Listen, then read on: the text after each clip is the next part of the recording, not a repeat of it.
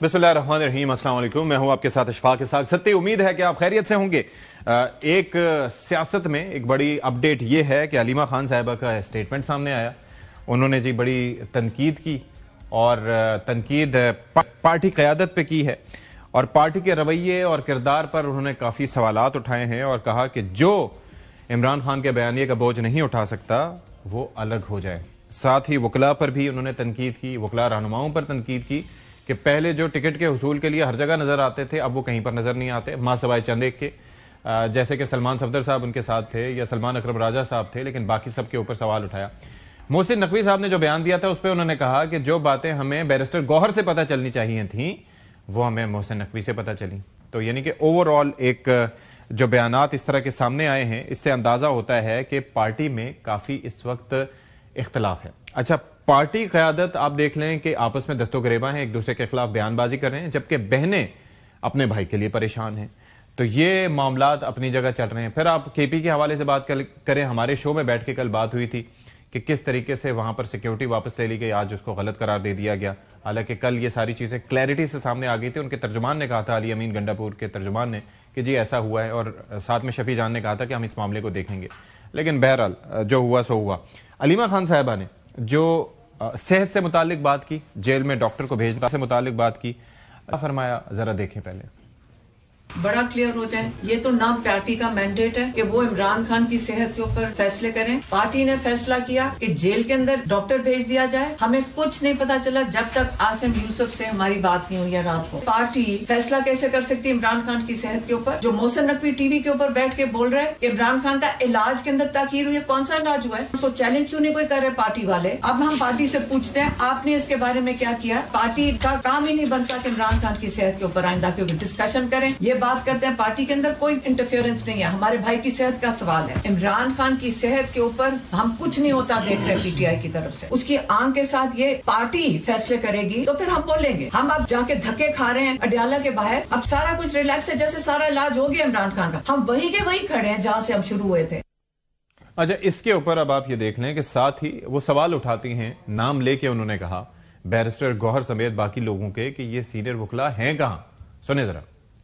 आज इमरान खान के केसेस लगे हुए, किधर हैं सीनियर लॉयर्स? किधर है हमारे सीनियर बाकी इमरान खान के जो लॉयर्स, जो टिकट होल्डर्स हैं? हामिद खान है सेनेटर, हामिद खान किधर है? खोसा साहब किधर है? अली जफर किधर है? और गौहर साहब जो सेहत के लिए इतनी फिक्र कर रहे थे, जो सेहत के लिए पूरा ये कम्युनिकेट कर रहे थे, इमरान खान की सेहत को जो फारिग करवा दिया, तो गौहर साहब किधर है? इस वक्त चेयरमैन है, कहाँ है? इधर क्यों नहीं केस के लिए खड़े हुए? और अली बुखारी किधर है जो इस्लामाबाद के हैं? जो आप लोगों का काम था वो करें पहले जाकर। हम अगर दिल से कर सकते हैं तो बाकी सारे जिनके पास ओहदे हैं वो भी आके बैठ सकते हैं। ये कोई एहसान नहीं कर रहे इमरान खान पे।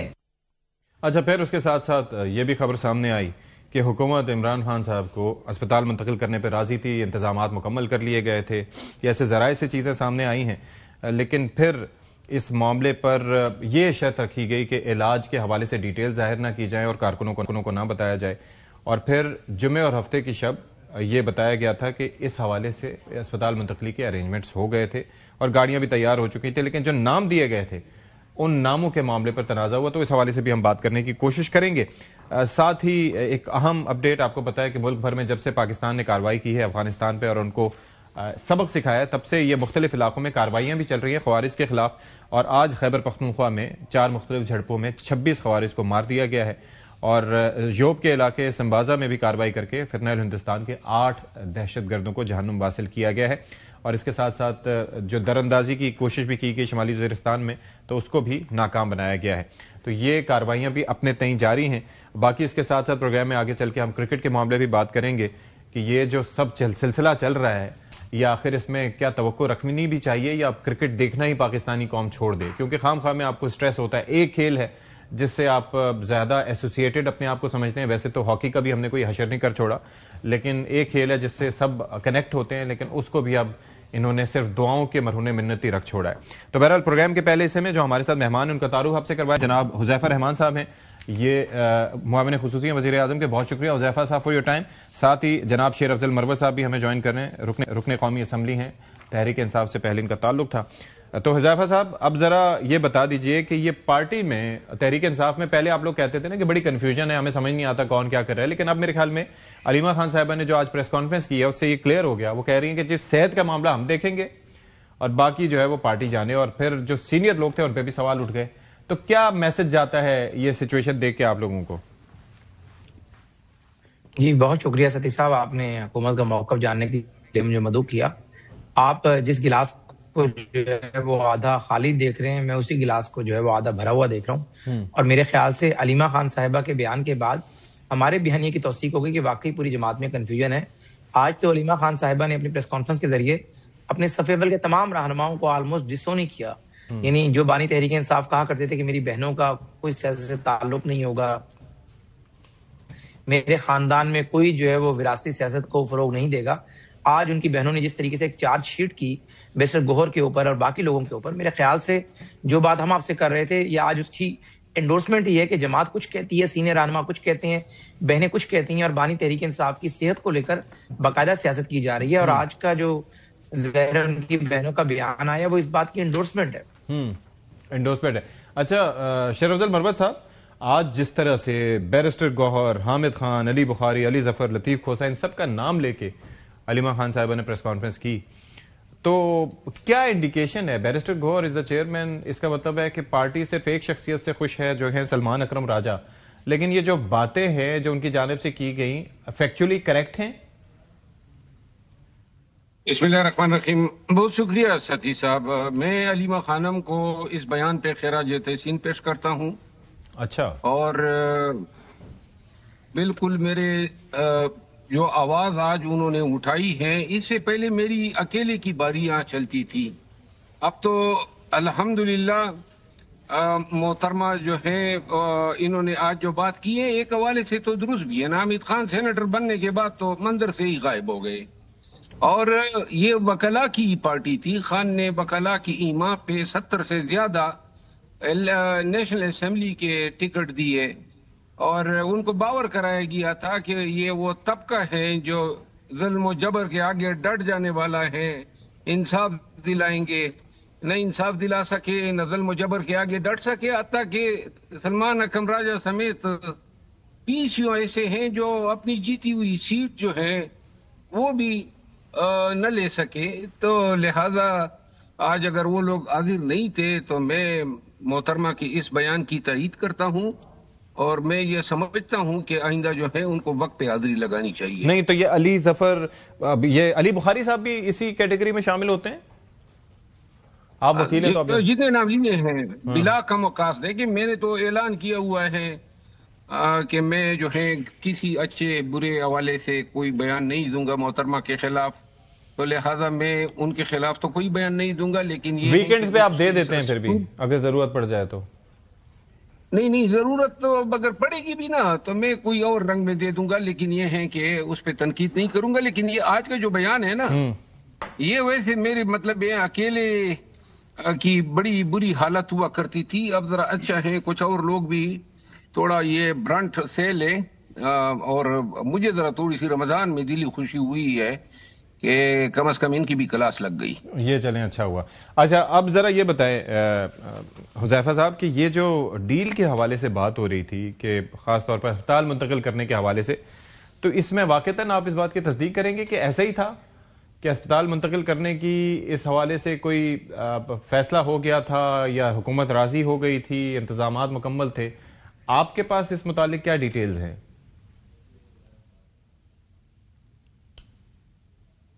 جی بہت شکریہ اشفاق صدیقی صاحب. میں آپ کے سامنے کچھ حقائق رکھ دیتا ہوں, آپ نے خود ایویلویٹ کر لینا ہے. بیسیکلی عادت ہے تحریک انصاف کی, ان کے ٹرولز کی, ان کی جماعت کے لوگوں کی, اور ایون کہ بانی تحریک انصاف کی فیملی کی بھی, کہ وہ ہمیشہ جو ہے وہ آدھا سچ آ کر باہر بتاتے ہیں. ایک بات تو یہ کہ ہم نے بغیر کسی پریشر کے, بغیر کسی مطالبے کے, جب یہ خبر آئی کہ بانی تحریک انصاف کی جو آنکھ کی بینائی ہے وہ 85% ضائع ہو چکی ہے, اور وہ کہہ کون رہا ہے, وہ بندہ کہہ رہا ہے جس کو فرینڈ آف سپریم کورٹ مقرر کیا گیا. اس سے قطع نظر کہ وہ 300 کیسز میں بانی تحریک انصاف کا وکیل ہے, لیکن ہم نے کہا کہ کیسے ہو سکتا ہے کہ ایک بندہ سپریم کورٹ آف پاکستان میں جا کر ان کے احکامات کو سرکموینٹ کرے اور ایک جو ہے فیبریکیٹڈ رپورٹ جمع کرا دے, یا کم از کم وہ رپورٹ حقائق پہ مبنی نہ ہو. تو لیکن اس کے بعد وزیر اعظم سمیت تمام کیبنٹ کا یہ یعنی جو میجورٹی ممبرز تھے ان کا یہی خیال تھا کہ کسی بندے کی صحت کے اوپر یہ حکومت کوئی کمپرومائز نہیں کرے گی. اچھا. وہ بانی تحریک انصاف ہو یا کوئی بھی قیدی ہو. اور اس کے لیے ہم نے طے کیا تھا کہ اگر یہ مطالبہ کرتے ہیں کہ پمس کے اندر ریٹینا کا اسپیشلسٹ ڈاکٹر نہیں ہے اور یہ کہہ رہے ہیں کہ الشفا ٹرسٹ میں جو ہے ریٹینا کے اسپیشلسٹ ڈاکٹر ہیں تو ان سے ان کا علاج کرا دیا جائے, اور کوئی اس پہ مذاکرہ نہیں کہ اگر وہ ہسپتال کے بجائے جیل کے بجائے ہسپتال جا کر ان کا جو ہے وہ آپریٹ ہونا ہے یا پروسیجر ہونا ہے یا وٹس ایور. لیکن اس کے بعد جب نیکسٹ ڈے بورڈ بنا انہی کے مطالبے پر بنا اور انہوں نے کہا کہ نہیں ہمیں جو الشفا ٹرسٹ ہے ان کے ڈاکٹرز پر اعتماد ہے, اور ان ڈاکٹرز نے آ کر کہا کہ جی ان کی تو بینائی الحمدللہ 70% بحال ہو چکی ہے اور روڈ ٹو ریکوری اتنا تیز ہے کہ جو نوجوان کسی انسان کا بھی نہیں ہوتا. تو اس کے بعد پھر حکومت نے فیصلہ کیا کہ انہی ڈاکٹر سے پوچھا گیا کہ کیا آپ چاہتے ہیں کہ انہیں آپ اپنے ہی جو ہے وہ سپرویژن میں لے جائیں وہاں پر اور اپنے ہی جو انتہائی نگہداشت کا وارڈ ہے آئی سی یو اس میں رکھیں. انہوں نے کہا نہیں سی کوئی ضرورت نہیں ہے. اور اس کے بعد جب ان کی صحت بہتر ہونا شروع ہوئی تو حکومت نے فیصلہ اپنا واپس لیا. اس میں یہ کہنا کہ پہلے حکومت مان گئی تھی پھر حکومت پیچھے ہٹ گئی, اس قسم کی کوئی بات نہیں. ہاں یہ ضرور ہے کہ جو اس میں تھوڑا بہت ڈیلے ہوا یعنی 2-4-5 گھنٹے کا, اگر بانی تحریک انصاف کی بہنوں کی طرف سے لچک کا مظاہرہ کیا جاتا اور کوارڈینیشن بہتر رہتا اور بیرسٹر گوہر جیسے لوگوں کو بھی مینڈیٹ دیا جاتا تو شاید وہ جو انہوں نے میڈیکل بورڈ نے جیل آ کر معائنہ کیا وہ اسپتال میں بیٹھ کر کر لیتے, یہ ہسپتال چلے جاتے. لیکن یہ کہنا کہ شاید کوئی ہم نے شرط رکھی ہے یا کوئی ڈیل کی ہے اس لیے اسپتال نہیں لے کر جا رہے, بالکل لوگ وہ غلط بات ہے. یہ اس میں جو بہنوں کی آج پریس کانفرنس ہے صحت کے معاملے پہ ظاہر ہے وہ کہہ رہے ہیں precisely we'll focus on that. ایک تو بیرسٹر گوہر بڑی ایک آکورڈ پوزیشن میں آ گئے اس سچویشن میں. کیا آپ کی کیا ٹیک کیا ہے, کیا واقعی دے آر رائٹلی کنسرنڈ, یا جس طریقے سے وہ محسن نقوی صاحب نے بات کی تھی کہ یہ اس لیے کر رہے ہیں کہ اگر اس معاملے کو اگر سب چیزیں مان گئے تو یہ معاملہ ڈائی ڈاؤن ہو جائے گا, and they don't want that. کیا سوچ ہے آپ کی اس پہ؟ دیکھیں, حکومت یا اسٹیبلشمنٹ جو ہیں وہ پاکستان تحریک انصاف سے جب رابطے کرتے ہیں خصوصاً ایسے معاملات پہ جو سینسٹیو ہو, خان کی حیثیت سے متعلق ہو, تو وہ رابطہ جو ہے یا تو چیئرمین ہیں بیرسٹر گوہر. اب وہ جس طریقے سے ان سے رابطہ ہوتا گیا وہ آگے بتاتا گیا اور پھر جو ان کو کہتے گئے اس طرح وہ کرتا گیا. تو لہذا معاملات تو بیرسٹر گوہر صاحب کے ہاتھ میں نہیں تھے کہ وہ اپنے تئیں کوئی فیصلہ کر لیتا. انہوں نے تو وہی کرنا تھا جو فیملی کی طرف سے ان کو بتایا گیا. لیکن گزارش یہ نا کہ اس طریقے سے بیچ چوراہے میں ایک دوسرے کے نام لے کے اگر بات ہوگی, کیا ہی بہتر نہیں ہے؟ یہ ایک مسئلہ تو نہیں ہے نا, کل کوئی اور مسئلہ آئے گا, پھر اور آئے گا, پھر پارٹی نے مذاکرات بھی کرنے ہیں, پارٹی نے ایک تحریک بھی چلانی ہے, یہ آزادی فورس کا بھی اعلان ہوا. تو ایسے معاملات پہ تو اختلافات ہوں گے, آئیں گے. تو لہذا ضروری یہ ہے کہ جتنے بھی فیکشنز ہیں, گروپس ہیں طاقت کے پی ٹی آئی میں, وہ سب اپنے نمائندوں پہ مشتمل ایک اجتماعی ایک کمیٹی بنا دیں. تو رونا اسی چیز کا ہے نا, یہ جو آج پھر پریس کانفرنس اس کی ضرورت کیوں پیش آئی؟ دیکھیں, یہ تو میں نے چونکہ بیرسٹر گوہر صاحب کے ساتھ کمٹمنٹ کی ہے, رمضان کا مہینہ ہے, کہ میں اس پہ کوئی بھی اچھا ہو سکتا ہے ان کا بیان اب چینج ہو گیا ہو آج کے اسٹیٹمنٹ کے بعد.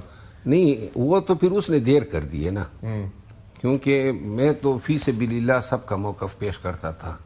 وہ آواز انہوں نے خود ہی دبا دی ہے, تو لہذا بکتے. تو اب یہ ایک چیز میں, یہ جو آزادی فورس ہے, رہائی فورس ہے, آپ نے آزادی کا لیکن رہائی فورس اس کا نام دیا گیا, یہ کس کے ذہن کی اختراع ہے؟ کون کنٹرول کرے گا؟ اور کیا یہ بانی کو اس بارے میں کچھ پتا بھی ہے کہ یہ چل رہا ہے؟ دیکھیے, ایمانداری سے میں کہتا ہوں کہ یہ جو بھی آئیڈیا ہیں یہ پارٹی کا نہیں ہے, پھر یہ بھی فیملی کی طرف سے آیا ہے. لیکن مسئلہ یہ ہے کہ اگر آپ ایک اور باڈی یا سٹرکچر دے رہے ہیں تو اس کا مطلب یہ ہے کہ جو آپ کی ایگزسٹنگ آپ کی باڈیز ہیں, یوتھ ہے, آئی ایس ایف ہے, آئی ایل ایف ہے, مدر پارٹی ہے, ان سب پہ آپ ڈسکس کر رہے ہیں. نمبر 1. نمبر 2 بات یہ ہے کہ جس نے بھی اس کا نام چنا ہے وہ شاید یہ پاکستان تحریک انصاف کی حالیہ ماضی میں جو غلط الزامات اس پہ لگے ہیں اس کو مد نظر رکھ کے انہوں نے یہ نام نہیں چنا. دیکھیے, ہمارے آئین اور قانون میں کسی بھی سیاسی پارٹی کے لیے کوئی ایسی گنجائش نہیں ہے کہ وہ فورس کے نام سے کوئی بنائے. وہ کہتے ہیں ہم نے ٹائیگر فورس بھی تو بنائی تھی. ٹائیگر فورس بھی دیکھیے پاکستان تحریک انصاف ہی کے دور حکومت میں JUI کے انصار الاسلام جو ڈنڈا بردار فورس ہے، لیکن وہ کام کیا کرتی ہے، ڈنڈے اٹھا کے مولانا صاحب کی سیکیورٹی اور جلسوں کی سیکیورٹی اور انتظامات کرتی ہے. PTI نے ان کو جو ہے کالعدم قرار دیا تھا اپنے دور میں. وہ گئے 2021 کے اینڈ میں وہ بحال ہو گئے تھے. پاکستان کی تاریخ ایسی ہے کہ جس سیاسی پارٹی نے جو ہے ایسے حالات میں کوئی فورس نامی باڈی کو وجود یا جنم دینے کی کوشش کی ہے، اس کو پھر ایسا ویو کیا جاتا ہے جیسے یہ کوئی ریاست سے ٹکر کے لیے بنائی گئی ہے. میرا خیال یہ ہے کہ اس کے بجائے اگر آپ اس کا نام یہ رکھتے کہ خان رہائی تحریک کمیٹی، تو اس سے آپ کو ہمدردی بھی ملتی، آپ کا موقف بھی واضح ہوتا. اور اگر آپ کو نئی باڈی بنانے کی ضرورت تھی، یہ جو باڈی بنی ہے، میں تو پوری ہانیسٹی کے ساتھ یہ سمجھتا ہوں کہ یہ ٹرک کی دائیں جانے والی بتی ہے. دائیں جانے والی بتی ہے جس کے پیچھے ورکر کو 1.5 ماہ کے لیے لگانا ہے. 1.5 ماہ کے بعد جو ہے ایک وقت آ جاتا ہے جب ایک یہ لیڈرشپ تیار ہو جائے گی کہ چلی جی اب ہم نے گالم گلوچ کھانے کے لیے تیار ہیں. حذیفہ رحمان صاحب، یہ جو ٹرک کی دائیں جانے والی بتی ہے، کیا حکومت کے لیے کوئی خطرہ ہو سکتی ہے؟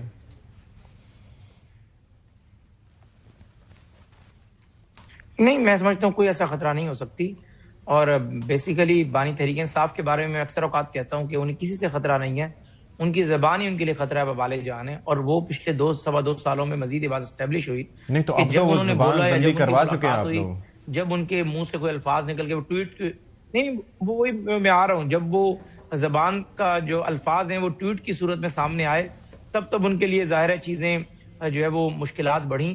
اور اب وہی کام ان کی بہنیں کر رہی ہیں. ان کی بہنیں بھی کر تو کچھ نہیں رہی، صرف اپنی زبان سے جو بھی انتشار ہے وہ پھیلا رہی ہیں، اپنی جماعت کو کمزور کر رہی ہیں، ہمارے بارے میں جو بیانات دے رہی ہیں. تو میرے خیال سے انہیں کسی سے خطرہ نہیں ہے، انہیں خود سے اپنے آپ کو خطرہ ہے. اور جو پالیسی ان کے بھائی نے اپنائی ہے اس کا بھی آپ نے رزلٹ دیکھ لیا، اور جو علیمہ خان صاحبہ جو پالیسی اپنا رہی ہیں اس کے بھی آپ نتائج دیکھ لیں گے.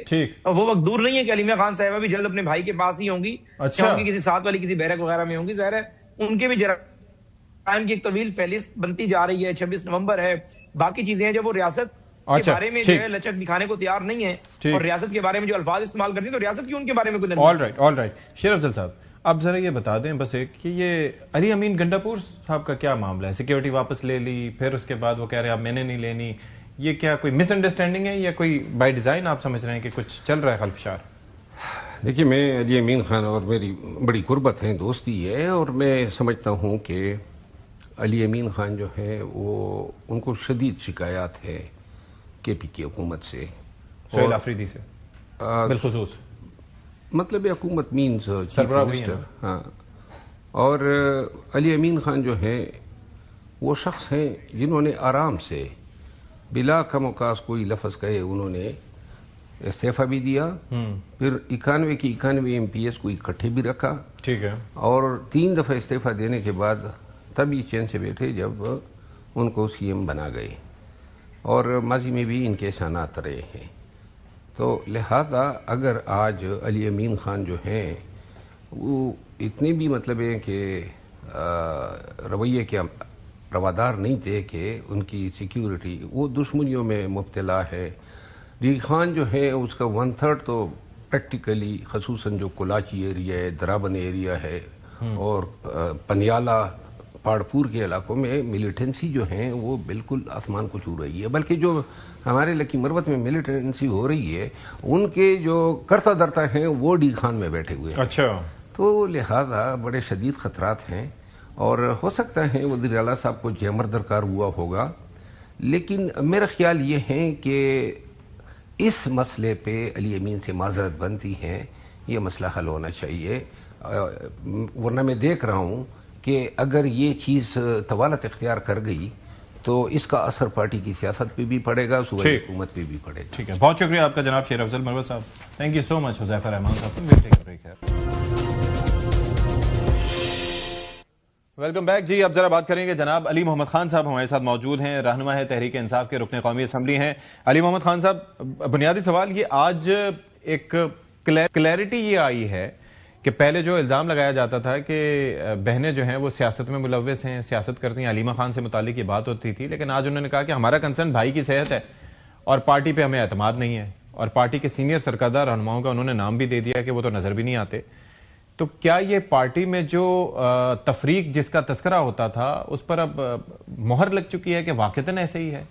Your thoughts on that? بسم اللہ الرحمن الرحیم. اللہم صلی علی محمد وعلی آل محمد. جو آپاؤں کی بات ہے، میں نے پہلے بھی یہ بات کی اور میں دوبارہ آپ کے سوال کے جواب میں یہ کہنا چاہتا ہوں کہ دیکھیں، خان صاحب کی بہنیں جو ہیں نا، وہ ہمارے لیے ماؤں جیسی ہیں، اور ان کی تکلیف سمجھ میں آتی ہے کہ ان کا بھائی ایک ایسا بھائی جن کو انہوں نے، میں سمجھتا ہوں کہ ہیں وہ بہنیں، لیکن انہیں ماؤں کی طرح خیال رکھ کے خان صاحب کو ان کا خیال رکھا. کیونکہ شوکت خانم بی بی بڑے، مطلب خان صاحب واز ویری ینگ جب وہ فوت ہو گئیں. تو کچھ باتیں سخت بھی اگر کریں ہمیں برداشت کرنی چاہیے. ان کا کنسرن کیا ہے؟ نہ انہوں نے پالیٹکس کرنی ہے، نہ ان کا کوئی اور پارٹی میں کوئی عمل دخل ہے، وہ صرف عمران خان صاحب کی صحت سے کنسرن ہے. اس سلسلے میں یہ کہوں گا کہ پہلے میں اپنے آپ کو کہتا ہوں، میں کسی اور کو نہیں کہتا. میں کہتا ہوں کہ جو خان صاحب کے کیسز میں وکیل ہیں، جو پراپر ان کے کیسز کو ڈیل کر رہے ہیں، یا جو ہم جیسے پارلیمنٹیرین ہیں، میں تو اتفاق سے وکیل بھی ہوں، ہمیں اور زیادہ اپنی اپیرنس جو ہے وہ رکھنی چاہیے.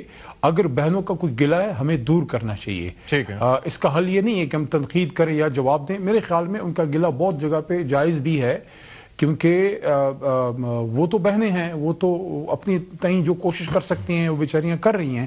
لیکن اصل میں تو رسپانسبلٹی بنتی ہے تحریک انصاف کی، ہم لوگوں کی، پولیٹیکل لیڈرشپ کی، اور جو ہماری اسٹالورٹس ہیں، جو لیگل جائنٹس ہیں، ہم سب کی بنتی ہے کہ ہم جو ان کے گلے ہیں وہ دور کریں. اصل میں کیا ہے، خان صاحب تک رسائی مقصد اور ہے. ایک اور چیز بھی ان کی بہنوں کو رسائی دی جائے، ان کے انہوں نے ڈاکٹرز کو ایک اور رسائی دی چیز جائے. بھی کہی کہ ہمیں علاج کے معاملے پر ہمارے ساتھ جو ایک کلیئرٹی ہمیں نہیں دی گئی، یعنی کہ ہمیں صحیح بات نہیں بتائی گئی. اور پھر بیرسٹر گوہر سے متعلق انہوں نے کہا کہ جو باتیں محسن نقوی نے کی وہ بیرسٹر گوہر نے ہمیں نہیں بتائی اور ہمیں ان سے پتہ چلنا چاہیے تھا. تو دیٹ شوز کہ ایک distrust on the party leadership, the current leadership. دیکھیں اشفاق صاحب، جب سے خان صاحب جیل میں ہیں، میں تو ریگولر اڈیالہ ان کے کیسز میں جاتا تھا اور آپاؤں سے وہاں ملاقات بھی ہوتی تھی. لیکن 1.25 سال ہو گیا، جب 24 نومبر کا احتجاج ہوا اس کے بعد مجھے بھی انہوں نے 1.25 سال سے جو ہے وہ نہیں ملنے دیا. میں نے ان بہنوں کو دیکھا ہے کہ انہوں نے بڑی تندہی سے خان صاحب کے کیسز کو انہوں نے جو ہے وہ فالو اپ اس کا کیا ہے. اب جو عمران خان صاحب کا جو ایشو ہے، دیکھیں ہیلتھ میں سب سے زیادہ کنسرن آپ کے فیملی ممبر کی ہوتی ہے. میں اپنے والد کے ساتھ اسپتال میں رہا، being his only son, I don't have siblings, تو ان کا مجھے کیئر ٹیک کرنا پڑتا تھا. اللہ نے پھر توفیق دی، ان کی خدمت کی، ان کے پھر جنازہ تک اللہ نے میرے ہاتھ سے ہی پڑھوایا 2013 کے الیکشن سے 2 مہینے پہلے. تو مجھے اس کا، میرے سے زیادہ کس کو اس کا اندازہ ہوگا کہ سب سے زیادہ دکھ یا تکلیف جو ہے وہ بلڈ ریلیٹو کو ہوتی ہے. ظاہر ہے. تو میرے خیال میں سب سے بڑا سٹیک ہولڈر تو خان صاحب کے ہیلتھ کے ایشو میں ان کی فیملی ممبرز ہیں، جس میں انکلوڈنگ سسٹرز پلس ان کی وائف اور بشرا بی بی صاحبہ اور ان کے جو بیٹے ہیں دونوں، قاسم اور سلیمان صاحب، اور اس کے ساتھ ساتھ جو ان کے ڈاکٹرز ہیں. دیکھیں ان کے جو ڈاکٹرز ہیں وہ عمران خان صاحب کے صرف پرسنل ڈاکٹر نہیں، بلکہ ان کے بہت عرصے سے ان کی پورا میڈیکل ہسٹری ہے فیصل سلطان صاحب کے ساتھ. کیونکہ فیصل صاحب کو تو میں جانتا ہوں، ہمارے سے کابینہ میں بھی تھے. عاصم یوسف صاحب ان کے ڈاکٹر بھی ہیں. اور آپ نے ایک چیز میرے سے، آئی تھنک آپ کسی سے بھی پوچھ لیں، عاصم یوسف صاحب، فیصل سلطان صاحب جب بھی خان صاحب سے جا کے ملیں، انہیں باہر آ کے کوئی پولیٹیکل بات نہیں کی. میں سمجھتا ہوں کہ محسن نقوی صاحب یا حکومت کی جو رپورٹ ہے، وہ رپورٹ جو ہے جو چیف جسٹس صاحب کے آرڈر کے بعد بنی تھی، اس میں وہ کہتے ہیں کہ خان صاحب کی صحت بہتر ہے. تو ہماری دعا ہے کہ بہتر ہو، لیکن ہم یقین کیسے کریں؟ نہ ان کی سسٹرز نے دیکھی، نہ ان کے ڈاکٹرز نے دیکھی، نہ پارٹی کے کسی رسپانسبل شخص نے دیکھی. ایک بات میں البتہ کرنا چاہوں گا بیرسٹر گوہر صاحب کے حوالے سے، کہ بیرسٹر گوہر صاحب کو میں نے ایک جنٹلمین آدمی پایا ہے، فیئر آدمی ہیں. اور میں نے ان کو آج دیکھا، میں تو نہیں تھا موقع پہ، آج میں اسلام آباد نہیں تھا، لیکن میں نے دیکھا کہ وہ آج بھی سپریم کورٹ کے باہر تھے. کل بھی ہمارے ساتھ سپریم کورٹ کے باہر گوہر صاحب موجود تھے. تو وہ سپریم کورٹ کے باہر تھے. راجہ صاحب ہائی کورٹ میں تھے جہاں تک میری معلومات ہے. سلمان صفدر صاحب بھی ہائی کورٹ میں تھے. کچھ وکلاء سپریم کورٹ میں تھے. علی بخاری صاحب کو میں نے دیکھا سپریم کورٹ میں، پکچر میں نے دیکھی. جو یہ عمران خان صاحب کی ہیلتھ کا کیس ہے نا، جو سپریم کورٹ نے پٹیشن اٹھائی ہے، وہ 2023 میں میری معلومات کے مطابق راجہ اپنا سردار لطیف کھوسہ صاحب کی پٹیشن ہے. تو وہ بھی نظر کھوسہ صاحب کی پٹیشن پہ خان صاحب کو ہیلتھ، لیکن کھوسہ صاحب بھی نظر نہیں آتے، حامد خان صاحب بھی نظر نہیں آتے، ایکسس دی گئی.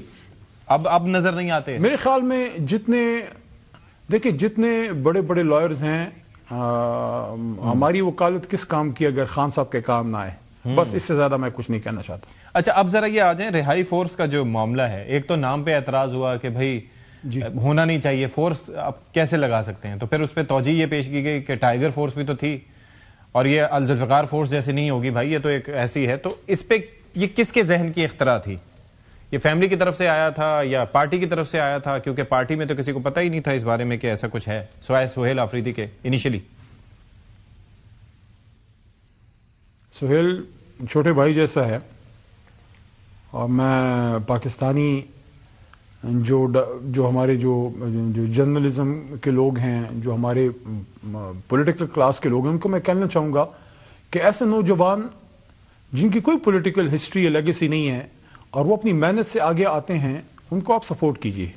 یہ مڈل کلاس کے ہوپ ہیں. سہیل پہ اتنا پریشر ہے، میں آپ کو بتاؤں، سہیل صبح بھی اس نے چلانا ہے.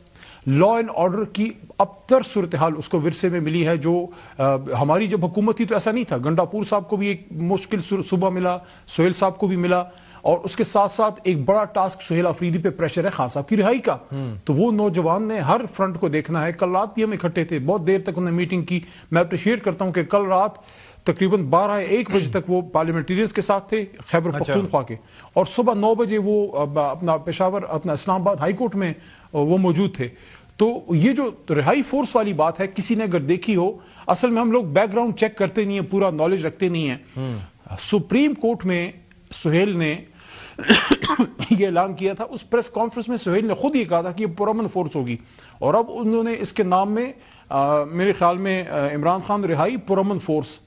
تو بات ہی ختم. کس چیز سے کیوں ڈر رہا ہے؟ لیکن میں یہ پولیٹیکل موومنٹ ہمارا حق نہیں ہے؟ نہیں، میں یہ عرض کر رہا ہوں کہ جب پارٹی میں آپ کے اسٹوڈنٹس فیڈریشن اپنی جگہ آپ کی موجود ہے، ونگ وکلا کا الگ سے ونگ موجود ہے، سارے یوتھ ونگ الگ سے موجود ہے، لیبر ونگ ہے، اس کا مطلب یہ ڈاکٹرز ونگ ہے، کہ لائرز ونگ ہے. ان چیزوں پہ ایک ڈسٹرسٹ سامنے آیا. اور میرا ایشو اس چیز سے نہیں ہے یا میڈیا کا ایشو اس چیز سے نہیں ہے کہ کیوں اعلان کیا، لیکن اس کے اوپر کسی کو اعتماد میں نہیں لیا گیا. مثال کے طور پر کئی لوگوں سے میری بات ہوئی، ان کا یہ کہنا تھا کہ جی ہمیں تو پتہ ہی نہیں ہے اس بارے میں، وہی بتا سکتے ہیں سہیل آفریدی صاحب کی کہاں سے آئی ہے، اچانک کہاں سے آیا.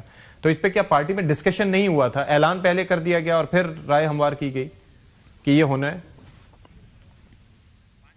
کچھ چیزیں آپ کو آن دا اسپاٹ بھی فیصلے کرنے ہوتے ہیں. دیکھیں میں ایک چیز آپ کو بتاؤں، ٹیم اسپرٹ کا کانسیپٹ یہ ہے کہ آپ کا جو ٹیم لیڈر ہے، صوبے کا ٹیم لیڈر آپ کا وزیر اعلیٰ ہوتا ہے، مرکز کا ٹیم لیڈر آپ کا چیئرمین جنرل سیکرٹری ہے.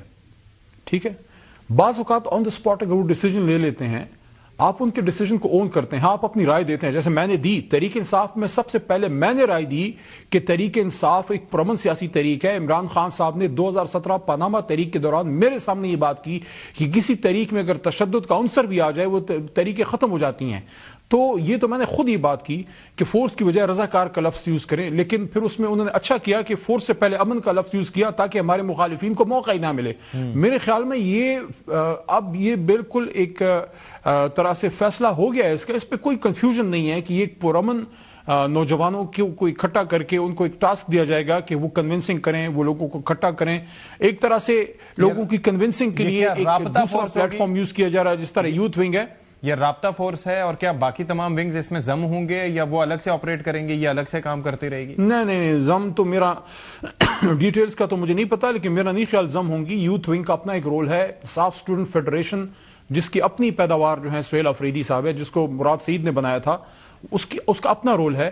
یہ جتنا میں سمجھا ہوں اس میں تمام ونگ سے وہ والنٹیئر جو عمران خان صاحب کی رہائی کے لیے پولیٹیکلی لوگوں کے پاس جانا چاہتے ہیں، بروشرز تقسیم کرنا، لوگوں سے بات کرنا، کارنر میٹنگز کرنا، کسی جگہ اگر جانا ہے کنونس ارینج کرنے کے لیے لوگوں کی، یہ ایک والنٹیئر تنظیم ہے لڑکے لڑکیوں کی جو اگر بنتی ہے، اللہ کرے بنے، ایک اچھا ایک پازیٹیو رول ادا کرے. یہ چیز مجھے بتائیں، کسی کو یاد ہو 2013 میں ہمارے انصاف کے ہمارے وہ تھے تبدیلی رضاکار، اگر کسی کو یاد ہو، وہ ایک بہت اچھا ایک تھا. تو میں نہیں سمجھتا اس سے کسی کو ڈرنا چاہیے. اور دوسرا میں ایک اور بھی بات کروں گا، اس ساری کنفیوژن جو عہدوں کے بیچ میں ہے، میرا تو یہ خیال ہے کہ فوکس ہمارا عمران خان صاحب کی رہائی اور ان کی صحت پہ رکھیں، بجائے اس کے کہ ہم حکومت کو ٹف ٹائم دیں، ہم آپس میں لگے ہوئے. تو یہ اصل چیز عمران خان نے چیئرمین بنایا نا. ایک بات میں تمام پی ٹی آئی ورکرز کو میں کہہ رہا ہوں، P T I voter supporter اور لیڈرشپ کو کہہ رہا ہوں، علی محمد، میں نہیں کہتا میری کوئی بڑی قربانی ہے، لیکن کچھ نہ کچھ ہوگی. اگر میں کسی عہدے پہ کلیم نہیں کر رہا تو نئے آئے لوگوں کو کیا حق ہے؟ عمران خان نے چیئرمین گوہر کو چیئرمین بنایا ہے، میرے لیے قابل قبول ہے. عمران خان صاحب نے سلمان راجہ صاحب کو جنرل سیکرٹری بنایا ہے، آئی ایکسپٹ ہم. تو اس وقت عہدوں کی لڑائیوں میں نہ پڑیں، فیملی کو اپنی رسپیکٹ دیں. مجھے ایک بات بتائیں، کوئی ضرورت نہیں ہے جوابی بات کرنے کی، سخت بات بھی کرنے تو برداشت کریں، فوکس ادھر رکھیں جدھر رکھنا ہے. مجھے ایک چیز بتائیں، عمران خان کی صحت اور ان کی رہائی، دیٹس آل. کہ اگر جس طریقے کا ڈسٹرسٹ یہاں پر شو کیا گیا اور جو اینٹیسپیشن سہیل آفریدی صاحب سے تھی، جس طرح سے علیمہ خان صاحبہ نے کہا کہ آپ صوبہ بند کر دیں، یہ کرتے ہیں، وہ نہیں ہوا، تو آپ کو لگتا ہے کہ اگر بانی سے ملاقات ہو پاتی ہے بہنوں کی یا کسی کی، تو یہ دو شخصیات اپنے عہدوں پر قائم رہیں گی، بیرسٹر گوہر صاحب اور سہیل آفریدی صاحب؟ ایک میں عرض کروں آپ کو کہ کیا آپ دیکھیں، بانی تو ایک ہی ہے، یہ بانی پاکستان. نام لیں سر، عمران خان صاحب، میں نے نام لے لیا سر، اب آگے اب سوال کا جواب. ہیرو ہے اس قوم کا، یہ فارمر پرائم منسٹر، یہ سوال کا جواب. دوسرا دیکھیں عہدہ کیا کرنا ہے، عہدہ کیا کرنا ہے. عمران خان صاحب نے ان کو عہدے دیے ہیں، عہدہ اس وقت کانٹوں کی سیج ہے. جب تک خان صاحب کا ان پہ ٹرسٹ ہے، ہماری قابل احترام ہے، نہیں ہوگا ہٹا دیں گے، عزت پھر بھی کریں گے، لیکن جس کو عہدہ دیں گے اس کو یہی ہم نے اس پارٹی میں کیا ہے. خان صاحب ہمارا لیڈر ہے، ہمارا ایک طرح سے اس ٹیم ہمارا لیڈر ہے، وہ جس کو بناتا ہے ہم اس کو سپورٹ کرتے ہیں. لیکن جب تک عمران خان صاحب کو ایک شخص پہ ٹرسٹ ہے، جب تک گوہر چیئرمین ہے، جب تک راج صاحب جنرل سیکرٹری ہیں، مجھے یا کسی اور کو حق حاصل نہیں ہے کہ میں اس کو غدار کہوں، میں اس کو غلط بات کہوں. ہاں میرا کوئی ریزرویشن ہے، میں جا کے عمران خان صاحب سے جب ملاقات ہو میں بتاؤں کہ بھئی سہیل صاحب کے یہ مسئلہ ہے. ایک چیز آپ کہہ رہے ہیں کہ سہیل آفریدی صاحب سے آپ کی ملاقات رہتی ہے، یہ مسئلہ ہے. آپ کہتے ہیں سہیل آفریدی سے ملاقات رہتی ہے اور آپ کے چھوٹے بھائیوں کی طرح ہے، تو آپ نے ان سے پوچھا نہیں کہ بھئی علی امین گنڈاپور سے آپ نے سیکیورٹی کیوں واپس لی؟ جو صوبے کے حالات ہیں، امن و امان کی سچویشن ہے، تو یہ تو نہیں کرنا چاہیے تھا، مناسب عمل نہیں ہے. بات ہوئی آپ کی اس پہ؟ میں نے کل اس پہ بات کی اور سہیل نے اس پہ بڑا اچھا رسپانس کیا، اور پھر بعد میں کل رات کی میٹنگ بھی انہوں نے تفصیل سے سب کو اعتماد میں لیا، بتایا کہ انہوں نے کوئی سیکیورٹی واپس نہیں لی. ایک جیمر گاڑی کا ایشو تھا جس کا ان کو شاید پرسنلی علم بھی نہیں تھا، میرے خیال میں وہ چیز سارٹ آؤٹ ہو گئی ہے. اور اتنا میں بتا دوں کہ سہیل آفریدی جو ہے وہ یہ سب سہیل آفریدی، مینا خان، شاہد خٹک اور یہ علی امین خان، مراد سعید، یہ ساری ایک ہی ٹیم ہے. ٹھیک، اللہ بہتر کرے گا. جو ہمارے مخالفین ہیں نا وہ کہیں اور ٹرائی کریں، ادھر نہیں دال گلنے والی. انشاءاللہ خان صاحب کے لیے سارے ایک ہیں. چلیں جی، thank you so much Ali Muhammad Khan sahab for your time. Will take a break here, break کے بعد حاضر ہوتے ہیں. پروگرام میں ایک بار پھر سے خیر مقدم. کرکٹ کے معاملے پر کیا ہی یہاں پر آپ کے سامنے بات کریں. وہ کہتے ہیں کہ جن سے کوئی توقع ہو تو ان سے توقع کی جائے تو پھر ظاہر ہے کہ اداس ہونا ہماری ایک کیفیت بنتی ہے. لیکن یہاں پر پاکستانی ٹیم سے کیا آپ ایکسپیکٹیشنز رکھ سکتے ہیں؟ اور باوجود اس کے کہ اگر میں میچ کے حوالے سے بات کروں پریسائسلی، تو یہ وہ میچ تھا کہ باوجود اس کے کہ ایک وقت میں 3 اوورز باقی تھے، 3 سے زائد اوورز کا کھیل باقی تھا، اسکور ہمارا مڈ 140s میں تھا، اور مجھے یہ لگ رہا تھا کہ کم از کم 170 سے 180 بن جاتے ہیں، کیونکہ آپ ایکسپیکٹ کرتے ہیں کہ آخری 3 اوورز میں آپ 10 کے اوسط سے بھی جائیں تو 30 رن بن جائیں گے تو معاملہ صحیح ہو جائے گا. لیکن جس طرح سے یکے بعد دیگرے ہماری وکٹیں گری، پھر بالنگ میں جا کے آپ کی جس طریقے سے ڈیسیجنز لیے گئے، جس طریقے سے آپ نے کپتانی کی، جس طریقے سے آپ نے فیلڈنگ میں رن دیے، یعنی کہ وہ 2-2 رن بھاگ رہے تھے اور ہمارے فیلڈرز سے بھاگا نہیں جا رہا تھا، یا انہیں پتہ نہیں تھا، یا ہمارے کیپٹن کو یہ نہیں پتا تھا کہ فیلڈ پلیسمنٹس کیسے کرنی ہے. لیکن بروک کی جو گیم اویئرنیس تھی اس نے سنگل ہینڈڈلی اپنی ٹیم کو سیمیز میں پہنچا دیا. اب ہمارا معاملہ پھر سے اگر مگر کا شکار ہے. تو میں کیا اس پہ ظاہر ہے کہ رونا رہوں اس ساری سچویشن کا. ہمارے ساتھ موجود ہیں سابق ٹیسٹ کرکٹر باسط علی صاحب، ان سے ذرا بات کرتے ہیں. باسط بھائی، اگر ذرا آپ ایک اس ہماری سچویشن کا پوسٹ مارٹم کریں، یہ کیا کیا کہاں کہاں کیسے کیسے خراب ہوا ٹیم سلیکشن سے لے کے آخری نتیجے تک؟ اشفاق بھائی، مسئلہ یہ ہے کہ پوسٹ مارٹم آپ نے لفظ تو بول دیا ہے. پوسٹ مارٹم اس ورلڈ کپ کا کریں یا 2022 سے شروع کریں؟ 2022 سے 24 سے، کیونکہ ہر دفعہ ہم بھول جاتے ہیں، ہماری شارٹ ٹرم میموری ہے نا، تو ابھی اس دفعہ سے شروع کرتے ہیں. تو اس دفعہ جب آپ نے ٹیم بنائی ہے تو اس میں تو آپ نے 5 تو اوپنر ڈال دیے. پاکستان میں کم از کم 25 سے 26 کروڑ عوام ہے، اور ہمارے پاس یہ جو 15 لڑکے سلیکٹ ہوئے ہیں، اس میں ان کے علاوہ پورے پاکستان میں 3 مڈل آرڈر بیٹسمین نہیں ہے جنہیں ہم بول سکیں گے یار یہ آنے والے دنوں میں پاکستان ٹیم میں آئیں گے.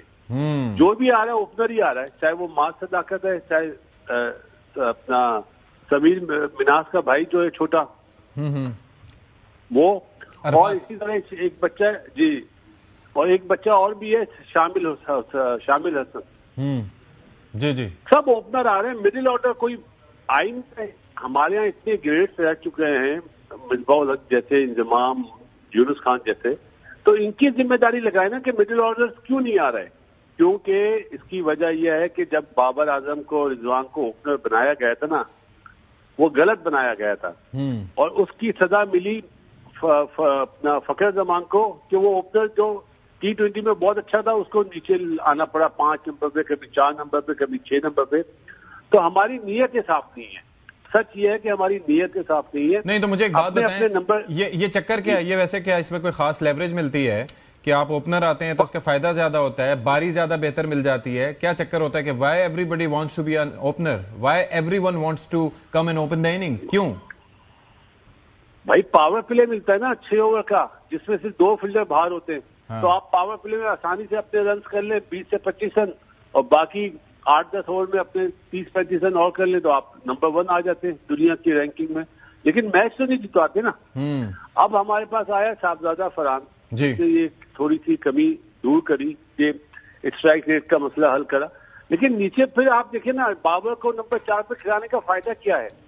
وہ سلیکٹرز جنہوں نے بابر کو نمبر 4 کے لیے سلیکٹ کرا, انہیں سب سے پہلے چیئرمین PCB محسن نقوی صاحب کو چاہیے ان سے ریزائن لیں, اور مائک ہیسن جنہوں نے اس پہ اسٹیمپ لگائی کہ نہیں یہ تو نمبر 4 ہی کھیلے گا. نہیں تو بابر کو کھیلنا بھی چاہیے, بابر کو کھیلنا چاہیے T20. کیا دیکھیں T20 کھیلنا چاہیے, جس نمبر پہ کھیلنا چاہیے, جو ریکوائرمنٹس ہے وہ دیکھی جاتی ہے نا. وہ کیا ہے بابر کے لیے؟ کوچ, میں اس پہ بھی آتا ہوں, جب آپ کا کوچ ایک دن پہلے سب بابر اعظم کی بے عزتی کر دے پریس کانفرنس کر کے کہ بھائی نہ تو اس کا اسٹرائک ریٹ اچھا ہے, نہ یہ 10 اوور کے بعد اچھا کھیلتا ہے, تو پھر آپ کھلا کیوں رہے ہیں؟ یہ بہت بڑی بے عزتی کری ہے بابر کی دنیا میں آپ کی کوچ مائک ہیسن صاحب نے. اس کے بعد بھی وہ آپ دیکھیں بارش والے میچ میں اس کو کھلا دیا, چھوٹا میچ تھا بارش والا, وہ تو ہوا نہیں. اب مسئلہ یہ ہے کہ اس وقت سائم ایوب اتنے زیادہ میچ کھیل چکا ہے, پرفارمنس اس کی بیٹنگ میں 0 ہے.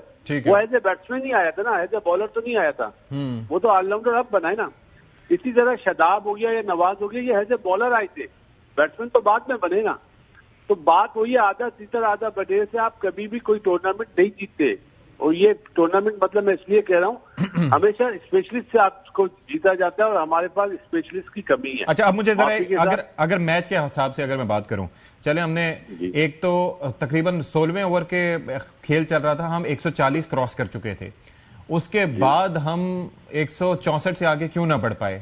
اس پہ آپ اشفاق بھائی آپ 140 پہ مت جائیں نا.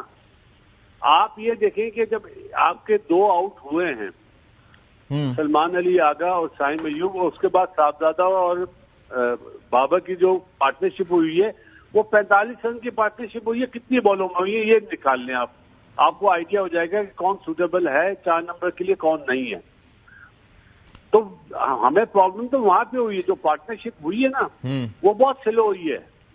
نہیں سلو تو ہوئی ہے, لیکن میں پھر بھی کہہ رہا ہوں نہیں, میں یہ کہہ رہا ہوں کہ اس کے بعد بھی اگر آپ 17ویں اوور تک اگر 150 کے قریب پہنچ گئے تو اگلے 3 اوور میں آپ کم از کم 10 کی اوسط سے بھی 30 تو بنا ہی سکتے ہیں نا.